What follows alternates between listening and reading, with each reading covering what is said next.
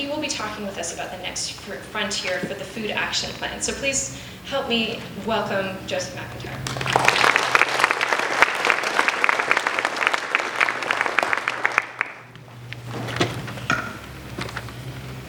Well, good morning. Good morning. It's absolutely amazing to see so many old friends here. I could say thank you to almost everybody in the room who I know for the tremendous amount of work that you have done. And it's an honor and privilege to be here today. I want to particularly acknowledge the leadership that we've already seen from our Board of Supervisors around issues around food and farming. We are unique in California to have a board as focused on the progressive image of what a food system could be. I have not experienced it in the many, many other counties I've had the opportunity to work in. I've been asked today to talk a little bit about where do we go from here? And it's a big question. And in order for me to think about it, I actually had to step back. I had to step back and think about what's the fundamental question? And the fundamental question is, how will we feed ourselves? How will we feed ourselves? This question is at the heart of every species' inquiry into its survival. It is at the heart of every society's definition of itself. What it considers to be good and bad is reflected in the very nature of the way it answers the question. How will we feed ourselves? Now, as you look back through history, there have been hundreds and hundreds of different models or answers to the question of how we will feed ourselves. And in each case, they had to answer a series of difficult questions. So for example, who will labor in our fields and kitchens? Will it be everyday people? Will it be indentured slaves and serfs? Will it be highly valued and respected workers? At what scale do we grow food? For ourselves, for our neighbors, for the world? And what does that choice mean for the nature of the society that we create? Who will get to eat and what? This question has driven revolution, has driven change in ways that we tend to forget, but is at the very heart of the nature of the relationship between each of us in community. How will natural resources necessary for feeding ourselves be managed? Will they be managed for today's short-term needs, or will they be shepherded for all of the tomorrows that will come, even after we are dust? And finally, will our food be nutritious, wholesome, and unadulterated? And how will we assure that it is?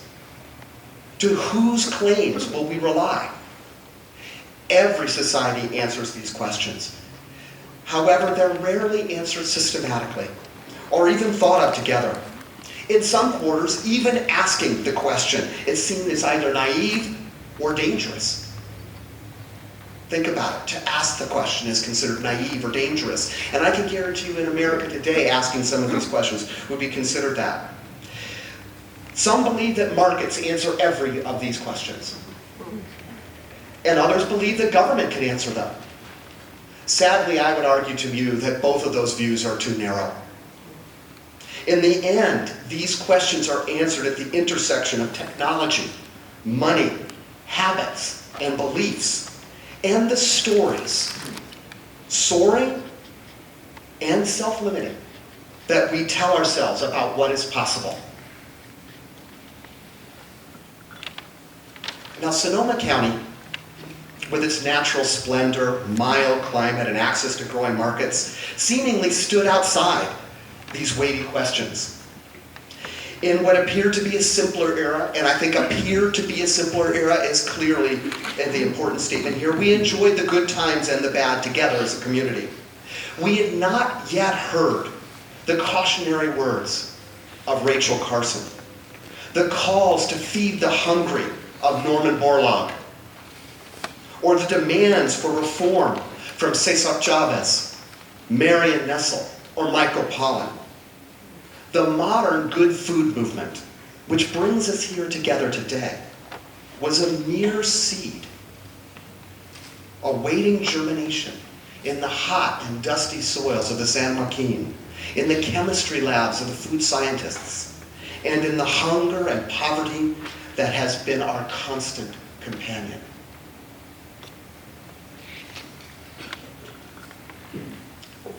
But modernity caught up with us, as it catches up with everyone. And with modern times comes an end of innocence, and the necessity to face our impacts on a shrinking world. It demands an answer to farm viability and community viability. It is an answer that neither can be given by business nor government alone. It is in this moment that the Sonoma County Food System Alliance found itself, and in this moment that it co-created the Food Action Plan, a plan that attempts to answer these difficult questions with recommendations for change, refinement, and innovation. The Food Action Plan is our community's expression of what constitutes a good food system.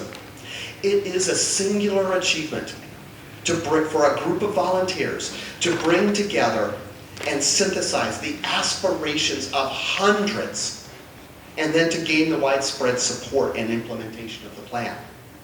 It is something for our community and ourselves to be proud of. And it is work that is never done. Let's make no mistake, it is not a perfect plan. It answers not every question that needs to be answered. Its recommendations are not equally implementable. There is work for us to do. So where do we go from here with our efforts to build a better food system for everyone in Sonoma County? I would argue that we sit at a crossroads, and that the choices that we make today will influence not only our future, but the future for generations to come. Let us make no mistake, the decision of whether we pave over agricultural land affects not just the current generation, but generations to come. The decision to whether or not we leave our children hungry and unable to develop to their full potential affects not just us, but generations to come. So, in looking forward, 3 mega themes come to me, or 3 areas that I believe demand our attention and action. 3.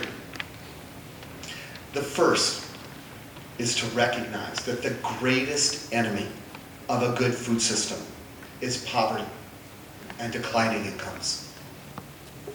The greatest enemy of a good food system is poverty and declining incomes. Hunger, poverty, and fear for future prospects are among the most dangerous forces that can be unleashed in society. Unchecked, they lead exactly to the kind of discourse that we are experiencing in our world today, as well as the social upheaval that tore Europe apart during the Great Global Depression. It leads to nothing less than all-out war. Let us make no mistake, a society that cannot provide for each of its members, that does not provide hope and opportunity for all of us, regardless of our race, our color, our background, will fail and will fall upon its own sword.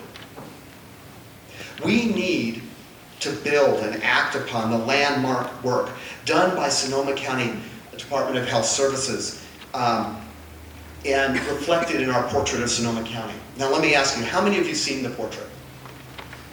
Outstanding. That means a lot to us. But let's recognize that that report isn't just about numbers, but forces that can literally pull our community apart. If you live in a community where your expected lifespan is 20 years less than those who live merely a mile or 2 away from you, what stake do you have in the success of your community? Where do you stand? Let us understand that the fissures that are reflected in the portrait can tear our community apart.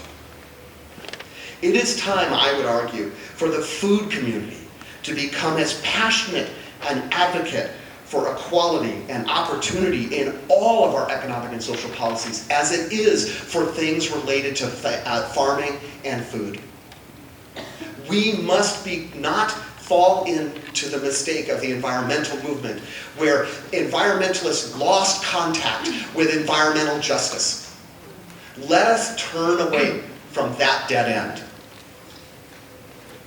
Raising income and prospects for each of us is quite simply the single most important lever for creating a better food system. For nothing is truer than a person who can afford good food will buy good food. It is as simple as that.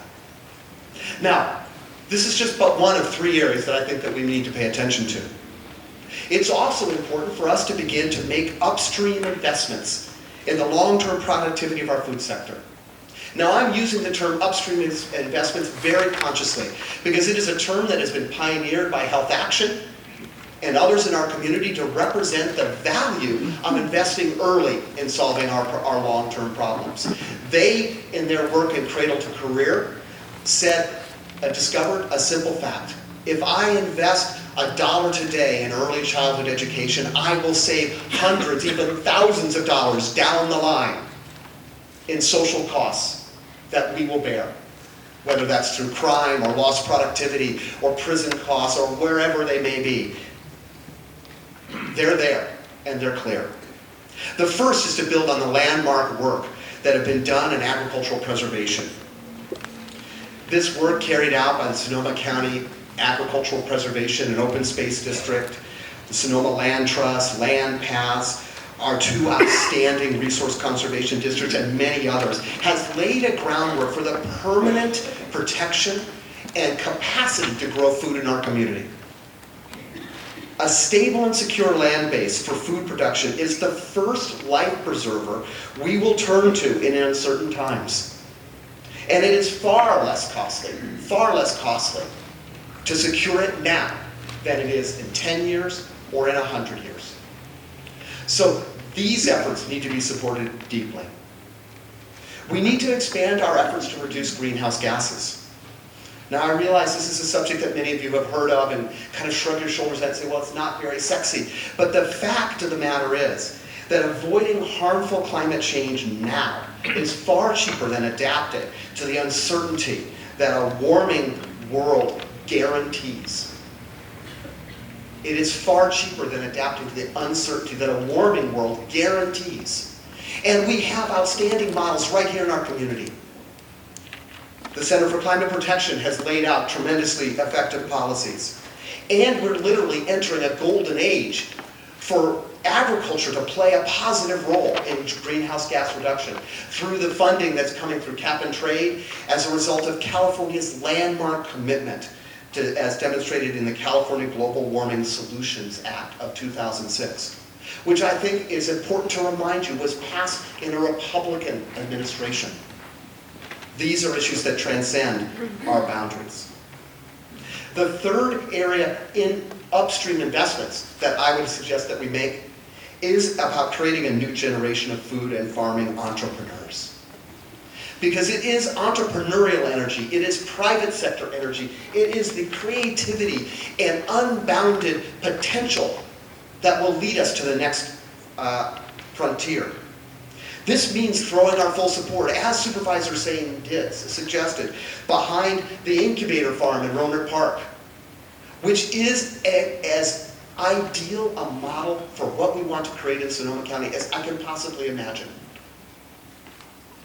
We also need to embrace the vibrant and hopeful energy of a new generation of farmers that are being catalyzed by programs like the Farmers Guild. Let us make no mistake, there is no shortage of farmers wanting to farm. The shortage is for the land and the capacity and the resources to farm.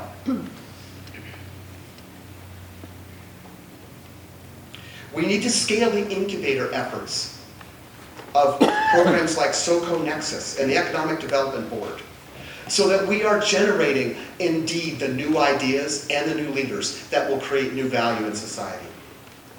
And finally, we need to continue to expand the market for and the demand for the products that these new entrepreneurs will create through efforts like Sonoma County Go Local. I want to suggest that investments in entrepreneurship and in creating this new generation will pay dividends for decades to come. They are an annuity. And here's the final area. Thank you, Genevieve. You promised to let me finish. It's time to create a new compact between our communities and our agricultural and food system actors. We need to decrease the rhetoric and the simplistic dialogue between us to create real progress on issues that matter to all. Let us end the war today between agriculture and environment.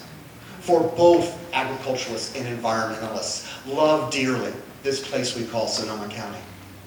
Let us end the war between individual rights and collective responsibilities, because no individual right can be exercised without the health of our collective community. Let us learn again to sit down together as a community and understand the complexities of the situation we face. Slogans and jargon will not save us. Slogans and jargon will not save us. Only hard work by open-minded and open-hearted people will.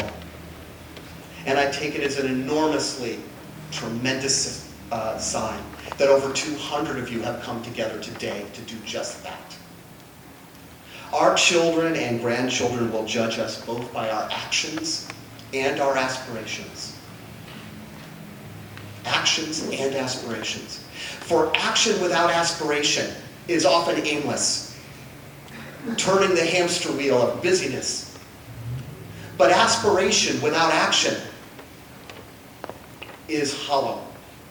We need together both our hope and our hard work. I encourage you today, as you listen to the amazing leaders who will be here, to marry your real and deep hopes for the best food system that we can imagine with your practical estimation of the best next steps to take to accomplish these goals. In this marriage is both real hope for the future and the essence of healthy community. This is our work, as Supervisor Gore so eloquently stated. This is how others will know that we have answered the question of how we will eat in a way that honors and elevates every one of us and makes this beautiful place truly a home we can be proud of. Thank you.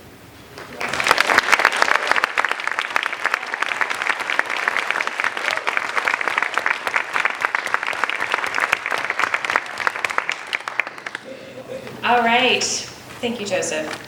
We are going to go into a series of short presentations that will give us a sense of what's happening for each of our different pillars. But first we want to start with Dr. Dave McEwen, who is a professor of political science and joined the faculty of Sonoma